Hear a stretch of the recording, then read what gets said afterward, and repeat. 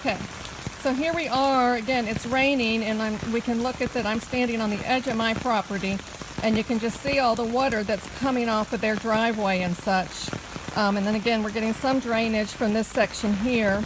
And you know, the fundamental problem is when they did the construction, they went and took areas that were all dirt, and you can see there from that gutter it's going over too.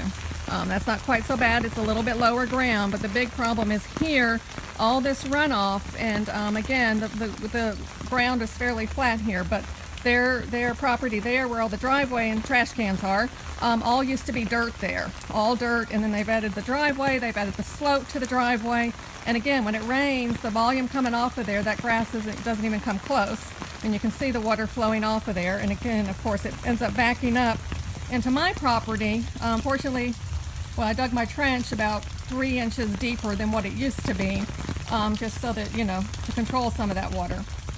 But this is just really an untenable situation in terms of the burden on my property over here and having to deal with all this backup.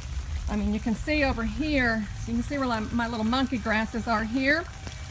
This is just all totally eroded. I had this black edging here, which was, you know, underground in the past, or, you know, 2 inches below ground. And so now, I mean, it's been washed away, etc., etc. So it's really just, and again, you can see the water flowing off of their driveway here, right? They suggest that it's just not possible coming from their runoff, but I mean, you can see the flow of water off of there. And it's just not going to make a whole lot of difference when that grass comes in.